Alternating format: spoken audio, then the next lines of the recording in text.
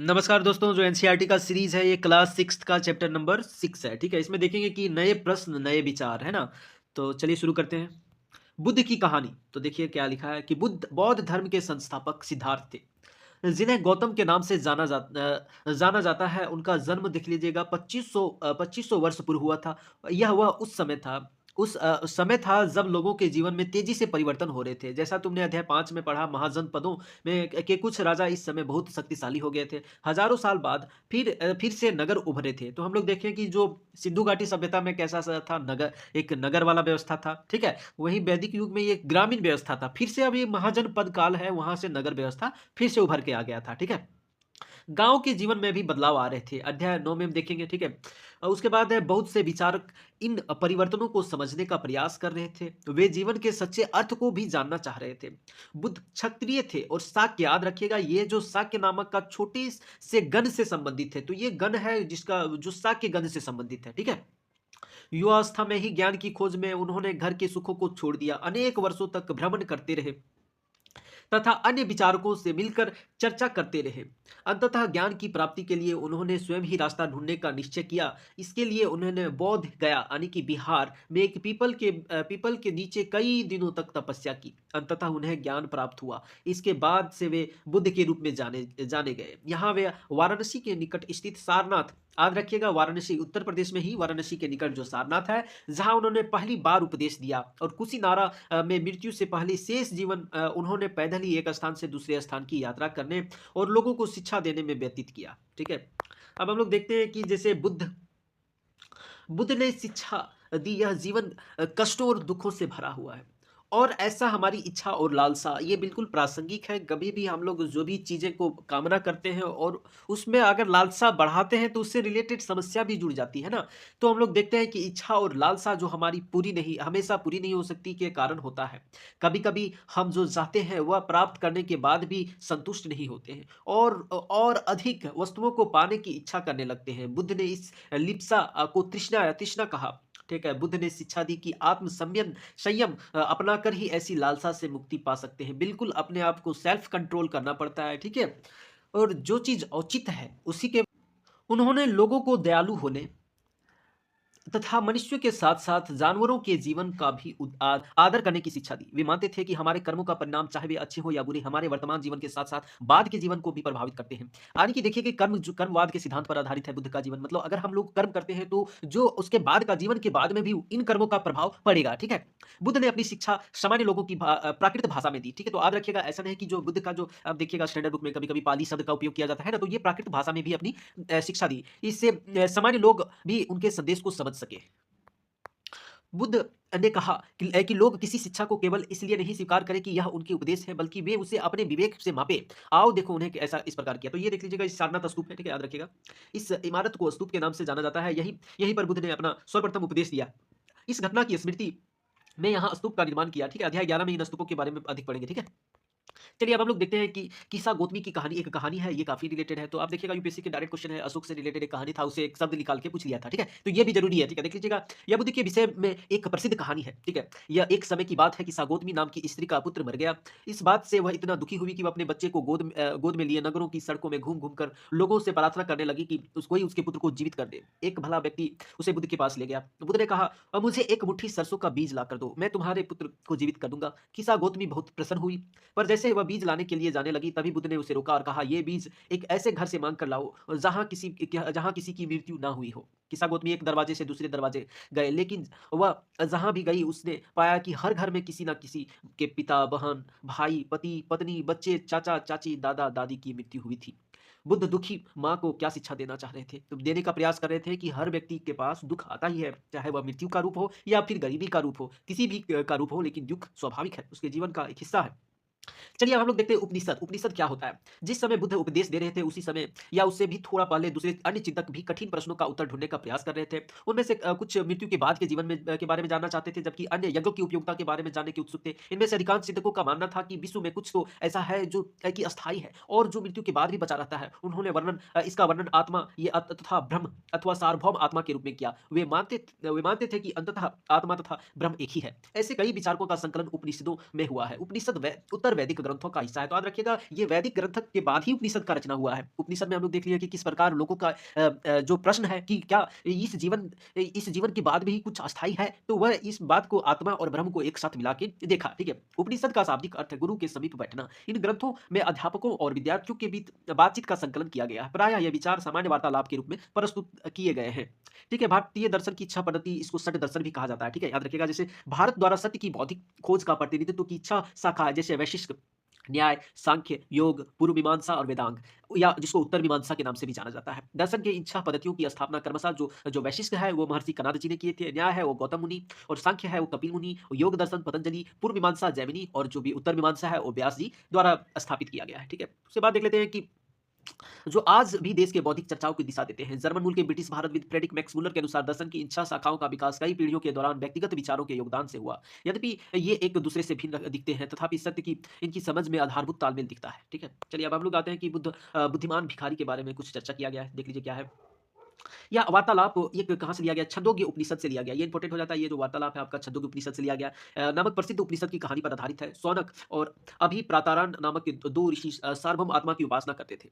एक बार जो ही वह भोजन करने के लिए बैठे, एक भिखारी आया और भोजन मांगने लगा। शौनक ने कहा, हम तुम्हें कुछ नहीं दे सकते। भिखारी ने पूछा, विद्वन विद्वजन, आप किसकी उपासना करते हैं? अभिप्रातारिन ने उत्तर दिया, सार्वभौम आत्मा की। ओह, इसका मतलब आप यह जानते हैं कि सार्वभौम आत्मा संपूर्ण विश्व में विद्यमान है? ऋषियों ने कहा, हाँ हाँ, यह जानते हैं। भिखारी ने फिर पूछा, अगर यह सार्वभौम आत्मा संपूर्ण विश्व में विद्यमान है, तो यह मेरे अंदर भी विद्यमान है। मैं कौन हूँ? मैं इस विश्व का भी तो भाग हूँ।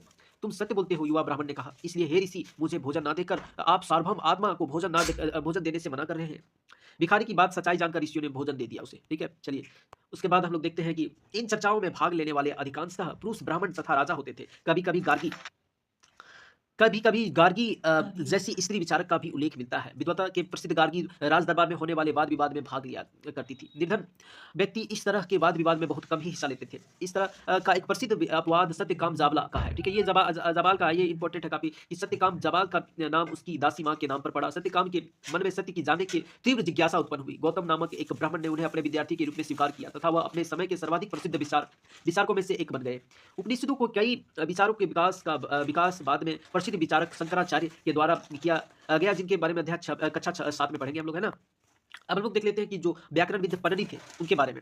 देखिएगा इस युग में कुछ अन्य विद्वान भी खोज रहे थे। उन्हें प्रसिद्ध विद्वानों में एक पन्ननी ने संस्कृत भाषा के व्याकरण की रचना किया। तो ये इंपॉर्टेंट हो जाता है कि जो पन्ननी जी है वो संस्कृत भाषा में व्याकरण की रचना किया था, ठीक है। उन्होंने स्वरों तथा व्यंजनों को एक विशेष क्रम में रखकर उनके आधार पर सूत्रों की रचना किया। ये सूत्र बीजगणित के सूत्रों से काफी मिलते जुलते हैं। इनका प्रयोग कर उन्होंने संस्कृत भाषा के प्रयोग में नियम लघु सूत्रों यानी लगभग 3000 के रूप में लिखे थे, ठीक है। तो व्याकरणाचार्य विद्य जो है पन्ननी जी है वो संस्कृत में रचना किए थे। अब हम आते हैं जैन धर्म के बारे में। इस युग में अर्थात 2500 साल पूर्व जैन धर्म में 24वें तथा अंतिम तीर्थंकर वर्धमान महावीर ने भी अपने विचारों का प्रसार किया। वह वज्जी संघ के लक्ष्मी कुल के क्षत्रिय राजकुमारी थे, ठीक है। हम लोग देखे थे कि जिस प्रकार बुद्ध भगवान जो शाक्य गण से संबंधित है, वहीं जो ये क्या है आपका वज्जी संघ से संबंधित है, महावीर, वर्धमान महावीर, ठीक है। देखिएगा कि जो महावीर जी थे वो 30 वर्ष की आयु में उन्होंने घर छोड़ दिया था, ठीक है, और जंगल में रहने लगे। 12 वर्ष के कठिन और एकाकी जीवन व्यतीत किया। इसके बाद उन्हें ज्ञान का प्राप्त हुआ। उनकी शिक्षा सरल थी। सत्य जानने के लिए इच्छा रखने वाले प्रत्येक स्त्री पुरुष को अपना घर छोड़ देना चाहिए। उन्हें अहिंसा के नियमों की कड़ाई से पालन करना चाहिए, अर्थात किसी भी जीव को ना कष्ट देना चाहिए और ना ही उसकी हत्या करनी चाहिए। महावीर का कहना है कि सभी जीव जीना चाहते हैं, सभी के लिए जीवन प्रिय है। महावीर ने अपनी शिक्षा जो है प्राकृत में दिया था, ठीक है। यही कारण है कि जनसाधारण भी इनके और अनुयायी और शिक्षाओं को समझ सके। देश के अलग-अलग हिस्सों में प्राकृत के अलग-अलग रूप प्रचलित थे। प्रचलन के क्षेत्र के आधार पर ही उनके अलग-अलग नाम थे। जैसे मगध में बोली जाने वाली जो प्राकृत थी उसको मागधी कहा जाता था, ठीक है। अब हम लोग आते हैं आगे कि जैन नाम से जाने गए महावीर के अनुयायियों को भोजन के लिए भिक्षा मांगकर सादा जीवन बिताना होता था। उन्हें पूरी तरह ईमानदार होना पड़ता था और तथा चोरी ना करने की उन्हें सख्त हिदायत दी थी। उन्हें ब्रह्मचर्य का पालन करना होता था। पुरुषों को वस्त्रों सहित कुछ त्याग भी करना पड़ता था, ठीक है। चलिए आगे बढ़ते हैं कि अधिकांश अधिकांश व्यक्तियों के लिए ऐसे कड़े नियमों का पालन करना बहुत कठिन था। फिर भी हजारों व्यक्तियों ने इस नई जीवन शैली को जानने और सीखने के लिए अपने घरों को छोड़ दिया। कई अपने घरों पर ही रहे और भिक्षुणी बने रहे। लोगों को भोजन प्रदान करने में उनकी सहायता भी प्रदान करते रहते थे। मुख्यतः व्यापारियों ने जैन धर्म का समर्थन किया। किसानों के लिए इन नियमों का पालन अत्यंत कठिन था, क्योंकि फसल की रक्षा के लिए उन्हें कीड़ों मकोड़ों को मारना पड़ता था। बाद की सदियों में जैन धर्म उत्तर भारत के कई हिस्सों के साथ साथ गुजरात, तमिलनाडु और कर्नाटक में भी फैल गया। महावीर और उनके अनुयायियों की शिक्षाओं कई शताब्दियों तक मौखिक रूप से में रही। वर्तमान के में उपलब्ध जैन धर्म की शिक्षाएं लगभग 1500 वर्ष पूर्व गुजरात के वल्लभी नामक स्थान पर लिखी गई। तो याद रखिएगा जो लिखने का कार्य है वो लगभग 1500 साल पूर्व गुजरात के वल्लभी नामक स्थान से हुआ था, ठीक है। अब हम लोग आते हैं संघ। महावीर तथा बुद्ध दोनों का मानना था कि घर का त्याग करने पर ही सच्चे ज्ञान की प्राप्ति हो सकती है। ऐसे लोगों के लिए उन्होंने संघ नामक का संगठन बनाया, जहां घर का त्याग करने वाले लोग एक साथ रह सके। संघ में रहने वाले बौद्ध भिक्षुओं के लिए बनाए गए नियम विनय पिटक, तो देखिएगा नियम जो विनिमय है, नियम विनय वो किससे संबंधित है? विनय पिटक से संबंधित है। ठीक है, विनय पिटक से हमें पता चलता है कि संघ में पुरुषों और स्त्रियों के रहने के लिए अलग अलग व्यवस्था थी। सभी व्यक्ति संघ में प्रवेश ले सकते थे। हालांकि संघ में प्रवेश के लिए बच्चों को अपने माता पिता से, दासों को अपने स्वामी से, राजा के यहाँ काम करने वाले लोगों को राजा से, कर्जदारों को अपने देनदार से अनुमति लेनी होती थी। एक स्त्री को इसके लिए अपने पति से अनुमति लेनी होती थी। संघ में प्रवेश लेने वाले स्त्री पुरुष बहुत सादा जीवन जीते थे। वे अपना अधिकांश समय ध्यान करने में बिताते थे और दिन के एक निश्चित समय में शहरों तथा गांवों में जाकर भिक्षा मांगते थे। यही कारण है कि उन्हें भिक्षु या भिक्षुणी, साधु, भिखारी के प्राकृतिक रूप है ये कहा गया। तो वे आम लोगों को शिक्षा देते थे और साथ ही एक दूसरे की सहायता भी करते थे। ठीक है। उसके बाद आता है कि किसी तरह की आपसी लड़ाई का निपटारा करने के लिए वे प्रायः बैठकें भी किया करते थे। संघ में प्रवेश करने वाले ब्राह्मण, क्षत्रिय, व्यापारी, मजदूर, नाई, गणिकाएं, दास, अर्थात हम लोग देख सकते हैं कि संघ में जो जाति व्यवस्था, वर्ण व्यवस्था का क्या हुआ? पुरजोर विरोध हुआ है। मतलब यहाँ पे किसी भी प्रकार का विरोध नहीं था कि किस वर्ण का है, या फिर वे अगर ब्राह्मण है, क्षत्रिय है, व्यापारी है, मजदूर है, नाई है, गणिकाएं हैं, दास है, सभी को शामिल करने का अवसर प्राप्त था। ठीक है। इनमें कई लोगों ने बुद्ध की शिक्षाओं के विषय में लिखा और तथा कुछ लोगों ने संघ में अपने जीवन के विषय विषय में सुंदर कविताओं की रचना भी किया। ठीक है। अब हम लोग देख लेते हैं कि जैसे पहाड़ी को काटकर बनाई गई गुफा या कार्ले कार्ले की जो गुफा है वो महाराष्ट्र में है, और भिक्षु और भिक्षुणी का इन पर शरण लेते थे और यहाँ रहते थे। ठीक है। अब हम आते हैं बिहार। बिहार क्या होती है? ठीक है। जैन तथा बौद्ध भिक्षु पूरे साल एक स्थान से दूसरे स्थान पर घूमते हुए उपदेश दिया करते थे। केवल वर्षा ऋतु में जब यात्रा करना कठिन हो जाता था, तो वे एक स्थान पर निवास करते थे। ऐसे समय वे अपने अनुयायियों द्वारा उद्यानों में बनवाए गए अस्थायी निवासों में अथवा पहाड़ियों के क्षेत्रों में प्राकृतिक गुफाओं में रहते थे। जैसे जैसे समय बीतता गया, भिक्षु और भिक्षुणियों ने स्वयं तथा उनके समर्थकों ने अधिक अस्थायी शरणस्थलों की आवश्यकता का अनुभव किया। तब कई शरणस्थल बनाए जिन्हें बिहार कहा गया। मतलब भिक्षु और भिक्षुणी जो है वो रहने का स्थल ढूंढते थे, अस्थायी स्थल। तो वही स्थल है आपका बिहार। आरंभिक जो विहार है लकड़ी के बनाए गए थे और बाद में इनके निर्माण में ईंटों का प्रयोग होने लगा। पश्चिमी भारत में विशेषकर कुछ विहार पहाड़ियों को खोदकर भी बनाए गए थे। ठीक है। अब आते हैं कि एक बौद्ध ग्रंथ से ज्ञात होता है क्या? जिस तरह महासागरों में मिलने पर नदियों की अलग-अलग पहचान समाप्त हो जाती है, ठीक उसी प्रकार बुद्ध के अनुयायी जब भिक्षुणियों की एक श्रेणी में प्रवेश करते हैं, तो वे अपना वर्ण, श्रेणी, परिवार सब त्याग देते हैं। समझ गए ना? उसके बाद हम लोग आते हैं कि प्रायः किसी धनी व्यापारी, राजा, भूस्वामी द्वारा दान में दी गई भूमि का पर विहार का निर्माण होता था। तो जो विहार का निर्माण होता था, वो दान में दी गई भूमि पर होता था। स्थानीय व्यक्ति भिक्षु और भिक्षुणियों के लिए भोजन, वस्त्र और दवाइयाँ लेकर आते थे, जिसके बदले में भिक्षु और भिक्षुणी लोगों को शिक्षा देते थे। आगे आने वाली शताब्दियों में बौद्ध धर्म उपमहाद्वीप के विभिन्न हिस्सों के साथ-साथ बाहरी क्षेत्रों में भी फैल गया। अध्ययनों में इसके बारे में अधिक पढ़ेंगे, है ना? अब हम लोग देख लेते हैं कि आश्रम व्यवस्था। तो आश्रम व्यवस्था हम लोग देखते हैं कि जैन और बौद्ध धर्म जिस समय लोकप्रिय हो रहे थे, लगभग उसी समय ब्राह्मणों ने आश्रम व्यवस्था का विकास किया। यह आश्रम व्यवस्था शब्द का तात्पर्य लोगों द्वारा रहने और तथा ध्यान करने के लिए प्रयोग में आने वाले स्थान से नहीं, बल्कि इसका तात्पर्य जीवन के चरण से है। ठीक है। जैसे ब्रह्मचर्य, गृहस्थ, वानप्रस्थ और संन्यास 4 प्रकार का आश्रम की व्यवस्था थी। जैसे ब्रह्मचर्य का अंतर्गत ब्राह्मण, क्षत्रिय, वैश्य से अपेक्षा की जाती थी कि इस चरण के दौरान वे सादा जीवन बिताकर वेदों का अध्ययन करेंगे। गृहस्थ में आश्रम में इसके अंतर्गत उन्हें विवाह कर एक गृहस्थ के रूप में रहना होता था। वानप्रस्थ के अंतर्गत उन्हें जंगल में रहकर साधना करनी होती थी। अंततः सब कुछ त्याग कर सन्यासी बन जाता था। आश्रम व्यवस्था ने लोगों को अपने जीवन का कुछ हिस्सा ध्यान में लगाने पर बल दिया। प्रायः स्त्रियों को वेद पढ़ने की अनुमति नहीं थी। उन्हें अपने पतियों द्वारा पालन किए जाने वाले आश्रमों का अनुसरण करना होता था। ठीक है। उसके बाद हम कुछ अन्यत्र है ईरान के बारे में दिया गया है, तो देख लीजिएगा कि जरथुस्त्र एक ईरानी पैगंबर थे। उनकी शिक्षाओं का संकलन ज़ैद अवेस्ता नामक का ग्रंथ से मिलता है। ज़ैद अवेस्ता की भाषा तथा इसमें वर्णित रीति-रिवाज वेदों की भाषा रीति-रिवाज से काफ़ी मिलते-जुलते हैं। जरस्तुत सत्र की मूल शिक्षा का स्रोत सद्विचार, सद्वचन, सद्कार्य, ये आपका बौद्ध और जैन धर्म के विचारों से भी मिलता-जुलता है। हे ईश्वर, बल, सत्य प्रधानता, सद्विचार प्रदान कीजिए, जिनके ज़रिए हमें शांति बना सके। 1000 से अधिक वर्षों तक ज़रथुस्त्रवाद ईरान का एक प्रमुख धर्म बन रहा। बाद में कुछ ज़रथुस्त्रवादी ईरान से आकर गुजरात और महाराष्ट्र के तटीय नगरों में बस गए और वे लोग आज भी पारसियों के पूर्वज हैं। ठीक है। चलिए दोस्तों, ये हो गया। नेक्स्ट चैप्टर में मिलते हैं। धन्यवाद। सब्सक्राइब जरूर कर लें और शेयर जरूर करें। ठीक है। धन्यवाद। जय हिंद।